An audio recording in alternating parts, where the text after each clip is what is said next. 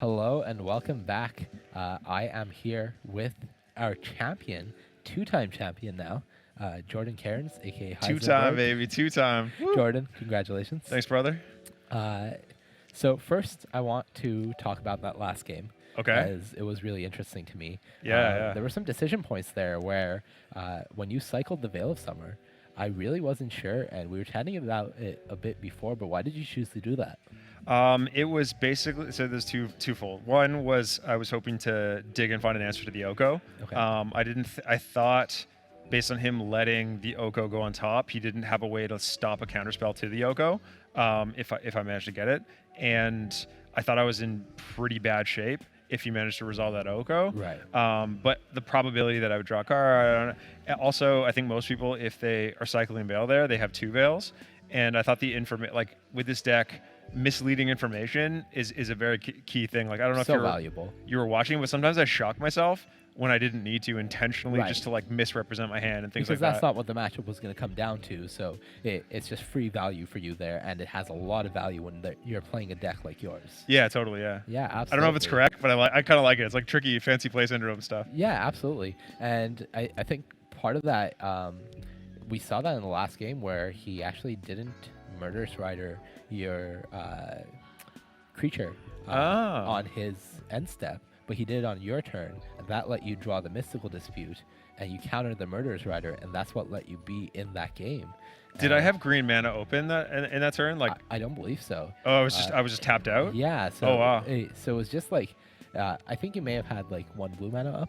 Okay. But it was a matter of just a small margin, and I think if that rider gets cast on the end step rather on your main phase or your combat step, that game could go totally differently when you don't have that large cutthroat.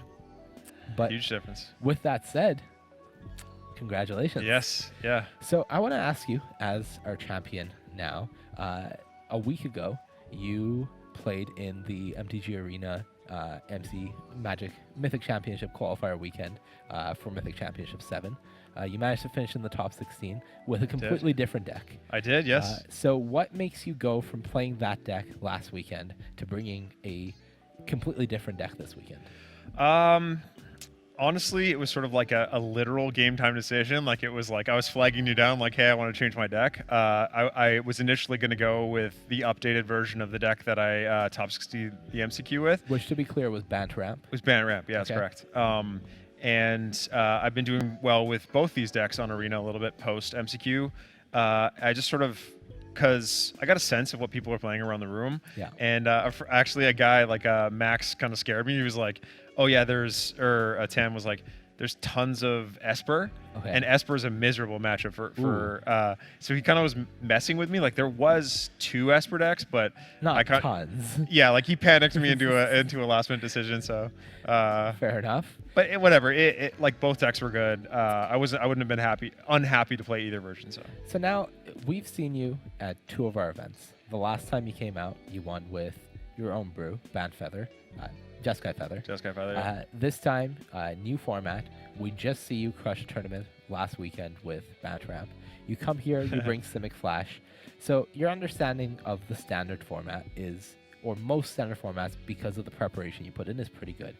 Do you think Oko is a problem? Do you think it should be banned? Oh, it's completely absurd. Like actually, I was saying for a while, like when they were saying Field of the Dead's a problem, Field of the Dead's a problem, I was like, I actually think Oko is more oppressive than Field of the Dead. Like I thought that in the peak of like the dominance of Golos, that I mean they both should be banned, but yeah, like it's completely absurd. It's not even close. So with all of that said, I hope you had a great time today. Thank you for coming back out, and congratulations again. I'm going to put you on the spot. I'm going to make you make a prediction for next week's Mythic Championship in Richmond. What percentage of the field do you think will be Oko decks? Okay, 65%. 65%. That's my number. All right, Jordan. Next week, once we have the statistics on that, we'll revisit this. 65%. 65%. That's my number. All right, Jordan. But thank you so much. Congratulations again. Thank you. And with that said, this is Monty. That was our champion, Jordan. And we are wishing you all a good night. Thanks for tuning in. Good night. Bye, everyone. Bye. We'll see you next time.